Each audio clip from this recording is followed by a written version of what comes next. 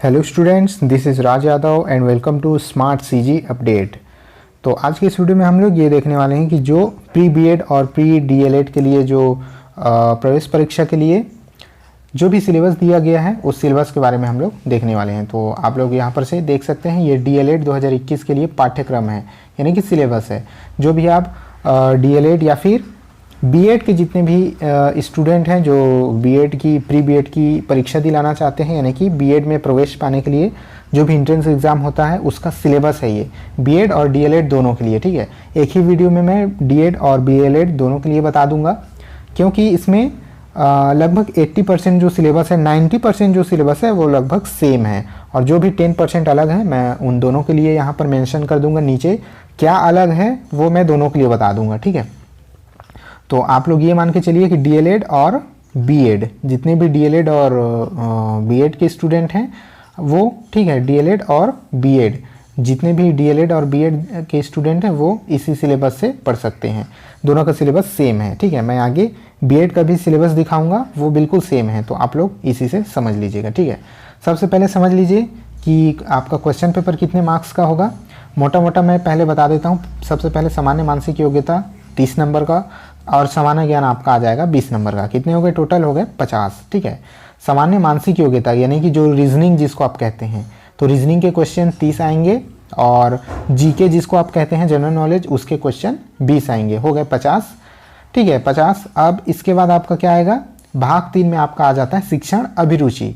शिक्षण अभिरुचि क्यों पूछा जाता है? क्योंकि आप टीचर बनने की ट्रेनिंग लेने वाले हैं, टीचर बनने की पढ़ाई करने वाले हैं। तो टीचिंग, शिक्षण का मतलब होता है टीचिंग। ठीक है, तो इसी से रिलेटेड 30 प्रश्न आएंगे। टीचिंग से रिलेटेड आपका टीचिंग एप्टीट्यूड वहाँ पर देखा जाएगा कि आप टीचिंग के बारे में थोड़ी बहुत आपकी जानकारी है या नहीं। ठीक है, वो आपकी देखी जाएगी। तो ये आ जाएगा आपका 30 नंबर का। 50 और 30 हो गए 80। आगे आ जाते हैं, आपका सामान्य हिंदी आ जाता है 10 नंबर का। ठीक है, सामान्य हिंदी भी आपसे पूछा जाएगा। जो सामान्य व्याकरण, जनरल हिंदी व्याकरण जो होता है वो आपसे पूछे जाएंगे 10 नंबर के। इसको मिला करके हो जाते हैं 90 नंबर। और आगे आपका फोर्थ पार्ट जो 5th है, ठीक है, यहाँ पर पार्ट 4 हो गया, पार्ट 5th में है जनरल इंग्लिश, वो भी आपके आ जाते हैं 10 नंबर के। तो कुल मिला करके यहाँ आपका कुल मिला करके जो मार्क्स हो जाते हैं 100। ठीक है, 100 नंबर का आपका पेपर होगा, और जो मैंने बताया यही पार्ट में पूछा जाएगा। ठीक है, तो आपका क्या हो गया? जनरल इंग्लिश है, जनरल हिंदी है, शिक्षण अभिरुचि है, जीके है, और आपका आ जाता है रीजनिंग। तो चलिए इसको डिटेल से यहाँ पर हम लोग चर्चा कर लेते हैं इसके बारे में। ठीक है, जल्दी से और बहुत डिटेल से इसको आप लोग को समझना है। सबसे पहले देखते हैं सामान्य मानसिक योग्यता यानी कि रीजनिंग। रीजनिंग में आपसे क्या क्या पूछा जाएगा?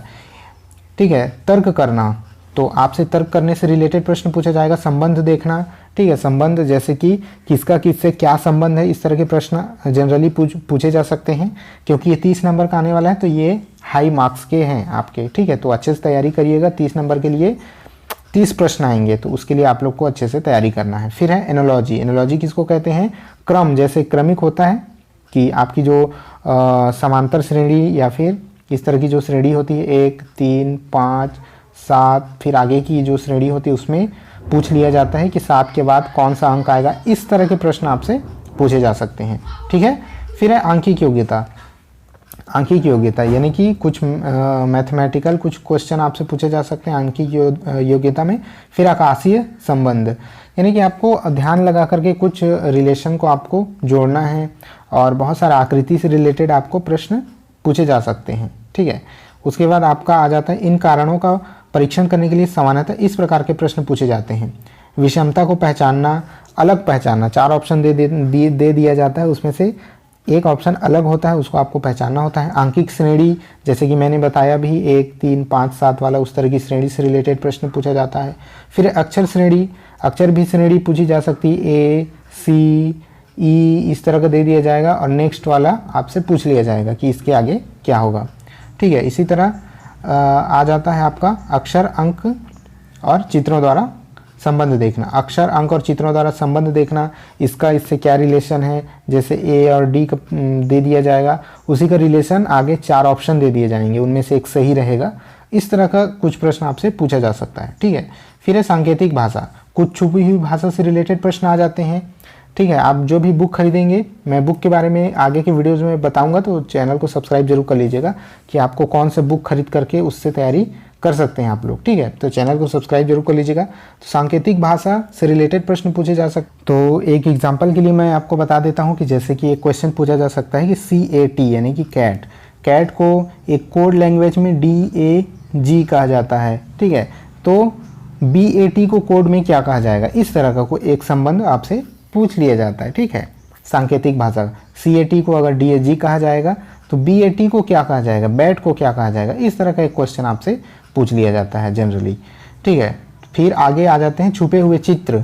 कुछ चित्र छुपे हुए होते हैं, जैसे कि त्रिभुज है, उसके अंदर कितने सारे त्रिभुज हैं गिन करके बताइए, इस तरह का प्रश्न पूछ लिया जाता है। वर्ग एवं अंक से रिलेटेड प्रश्न, गणितीय संक्रियाएं पूछ ली जाती हैं, प्लस माइनस वाली। ठीक है, बोर्ड मास आपको पता होगा। ठीक है, बोर्ड मास नहीं पता होगा तो आप लोग ढूंढ करके पढ़ लीजिएगा, इससे रिलेटेड इस तरह के प्रश्न पूछ लिया जाता है। बोर्ड मास क्या होता है आप लोग पढ़ लीजिएगा, ये बहुत ही सहायक सिद्ध होता है रीजनिंग के लिए।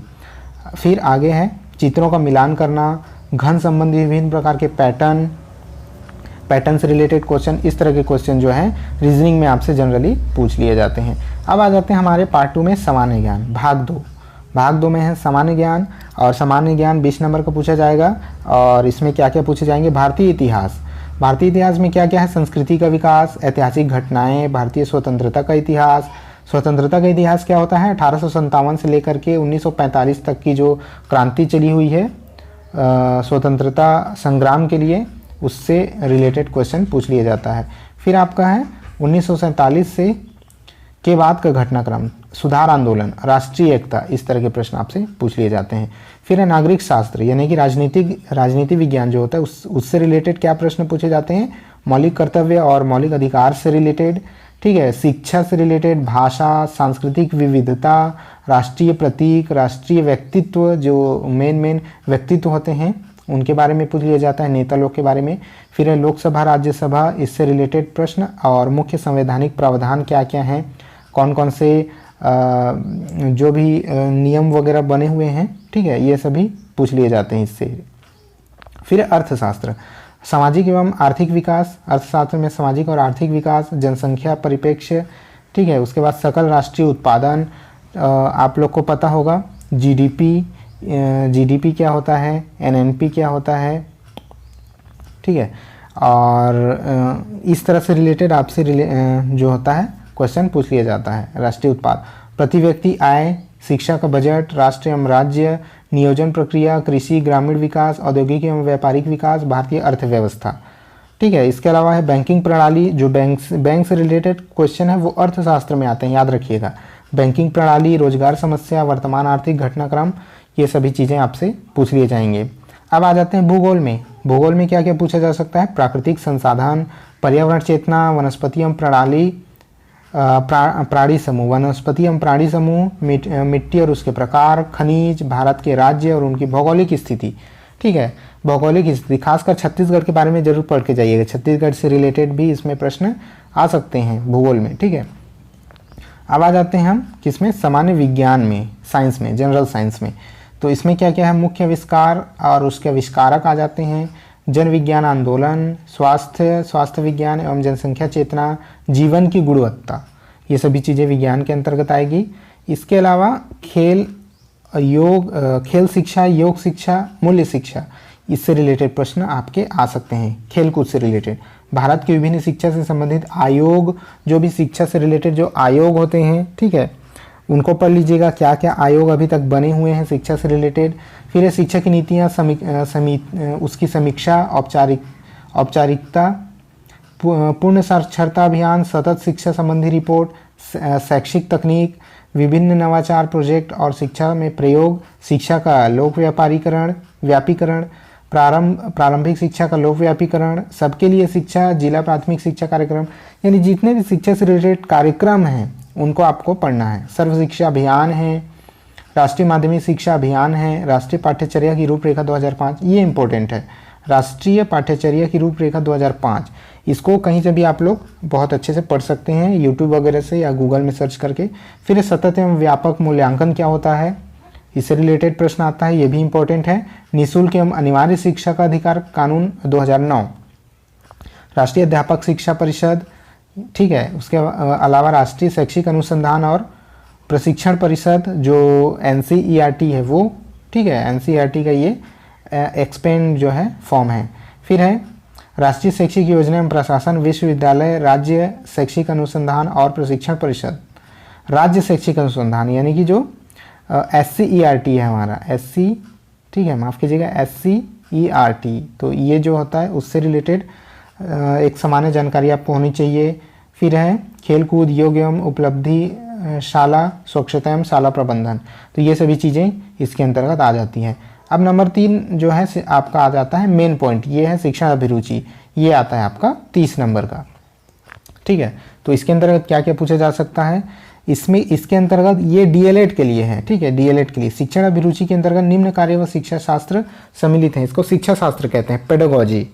बच्चों के प्रति अभिवृत्ति, अनुकूलन की योग्यता, व्यवसाय संबंधी सूचनाएं, व्यवसाय में रुचि, इनका परीक्षण कथनों की सहायता से किया जाता है, कथनों की सहायता से इनका परीक्षण किया जाता है। खूब लंबे लंबे इस तरह के समझने वाले कथन आते हैं जिनको आपको समझना होता है। उसके बाद आपका ABCD करके 4 ऑप्शन दे दिया जाएगा और आपसे पूछ लिया जाएगा कि इनमें से क्या सही है या फिर क्या सही नहीं है।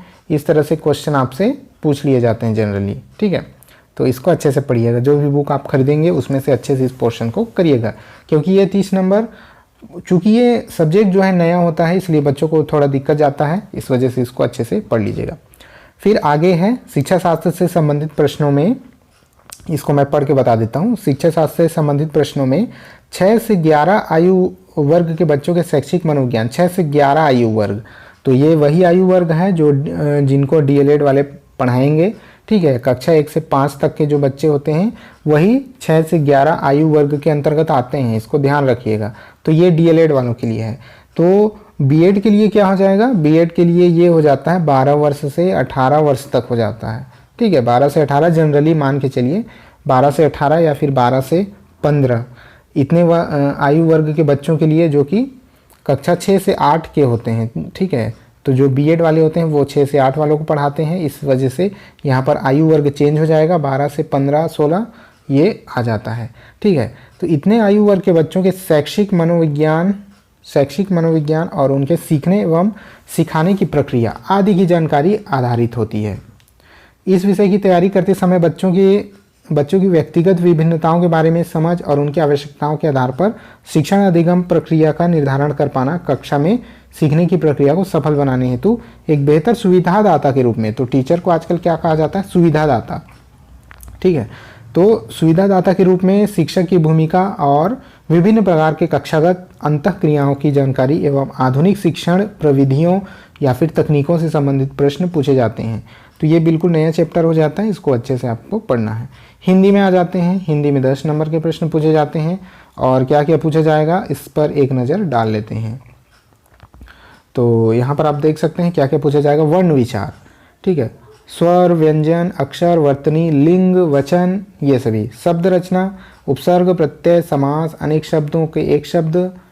फिर है शब्द विचार में क्या है, स्रोत के आधार पर शब्दों के वर्ग, तत्सम, तद्भव, देशज, विदेशी।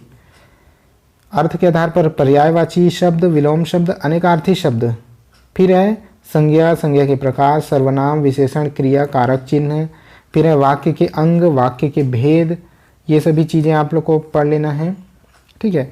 उसके बाद आ जाते हैं मुहावरे और लोकोक्तियाँ भी पढ़ लीजिएगा। फिर है श्रवण, वाचन, लेखन एवं पठन कौशल, ये 4 तरह के कौशल होते हैं, इनको याद रखिएगा। श्रवण कौशल, वाचन कौशल, लेखन कौशल और पठन कौशल, 4 तरह के कौशल होते हैं। फिर है विराम चिन्ह और व्याकरण की अशुद्धियाँ, इस तरह के प्रश्न 10 नंबर के आपसे पूछे जाएंगे। अब आ जाते हैं 10 नंबर के इंग्लिश में। इंग्लिश ग्रामर देख लीजिए, पार्ट ऑफ स्पीच है, ठीक है। Count, non count, noun, pronoun, ठीक है, प्रोनाउन है यहाँ पर, एडजेक्टिव है, एडवर्ब है। फिर है प्रीपोजिशन, ठीक है, प्रीपोजिशन अच्छे से पढ़िएगा। सिंपल सेंटेंस, ठीक है, imperative sentence, simple sentence, infinitive.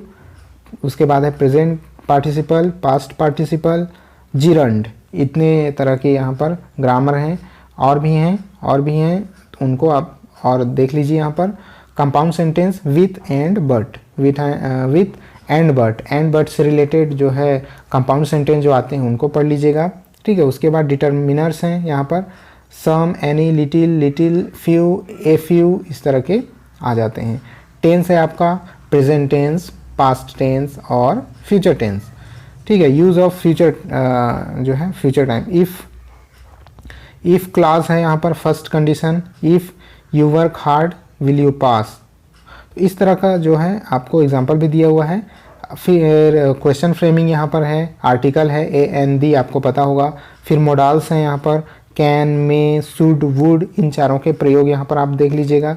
फिर है चेंज ऑफ वॉइस, वॉइस आपको पता होगा, वॉइस जो चेंज करने के लिए आता है।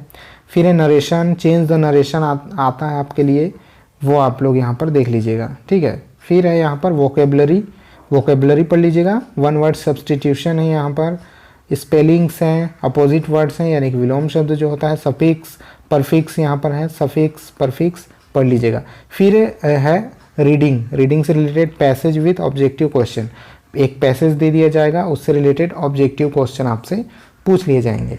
तो इतने कुल जो हो गए आपके 100 मार्क्स के जो आपके क्वेश्चन यहाँ पर हो जाते हैं, और सभी मार्क्स जो है आपस में बटे हुए हैं। तो हर एक पार्ट को आप लोग अच्छे से करना है। जो पार्ट आपका मजबूत है उसको और अच्छे से कीजिएगा ताकि उसमें पूरा नंबर लाया जा सके, और जो कमज़ोर है उसको और समय दे करके अच्छे से पढ़ने की कोशिश करिएगा। तो इतने तरह के कुछ क्वेश्चन हैं। तो एक बार मैं आप लोग को बीएड का सिलेबस शॉर्ट में दिखा देता हूँ। इसमें बहुत ज़्यादा आपस में संबंध है, तो आप लोग देख सकते हैं। ये जो सिलेबस है वो प्री बीएड का सिलेबस है, और ये भी आपसे 100 मार्क्स का पूछा जाएगा, प्री बीएड का है। और आप देख सकते हैं इसमें भी वही चीज़ है, 30 नंबर की मानसिक योग्यता है आपकी, और सेम वही चीज़ें इसमें भी दी हुई है, ठीक है। भाग 2 में आप देख सकते हैं, भाग 2 में भी 20 नंबर का जो आपसे पूछा जाएगा, सेम वही चीज़ें हैं, और इन्हीं चीज़ों को आपको पढ़ना है। शिक्षण अभिरुचि भी 30 नंबर का आपसे पूछा जाएगा, जैसे कि मैंने बताया था, ठीक है। 30 नंबर का शिक्षण अभिरुचि है, और यहाँ पर से आप देख सकते हैं। और यहाँ पर जो है आयु वर्ग 11 से 17, जैसे कि मैंने बताया था 11 से 17 आयु वर्ग यहाँ पर चेंज है, और ठीक उसी तरह से यहाँ पर भी उसका सिलेबस जो दिया हुआ है, आप लोग इसको वीडियो को पॉज करके भी यहाँ पर से पढ़ सकते हैं, ठीक है। अब उसके बाद हिंदी भी सेम टू सेम है, आपका 10 नंबर का पूछा जाएगा, और अंग्रेजी भी सेम आपका 10 नंबर का पूछा जाएगा। एक चीज़ यहाँ पर आपका थोड़ा सा डिफरेंस है, उसको देख लीजिएगा कि यहाँ पर रीडिंग और राइटिंग दोनों दिया हुआ है, ठीक है। डीएलएड के में जो है रीडिंग बस दिया हुआ था, और इसमें रीडिंग और राइटिंग दोनों दिया हुआ है, ठीक है। तो ये ऑर्गेनाइजिंग जो है स्किल यहाँ पर से आपका जांचा जा सकता है। तो बस यही अंतर है, बाकी हर कुछ सेम है। पूरा 100 नंबर का जो सिलेबस है, पूरा 100 नंबर का सिलेबस यहाँ पर सेम टू सेम है, और आप लोग यहाँ पर से 100 नंबर की बहुत अच्छी तैयारी कीजिएगा। चैनल के साथ जुड़े रहिएगा। मैं बुक के बारे में भी आगे आपको बताऊँगा कि किस तरह का बुक लेना फ़ायदेमंद होता है। तो चलिए ठीक है, वीडियो काफ़ी लंबा हो गया है, एंजॉय कीजिए, पढ़ते रहिए, और अच्छे से नंबर ला करके बीएड कॉलेज में और डीएलएड कॉलेज में एडमिशन लीजिए। चलिए ठीक है दोस्तों, इस वीडियो में इतना ही था। मिलते हैं फिर से किसी नई वीडियो में, तब तक के लिए जय हिंद।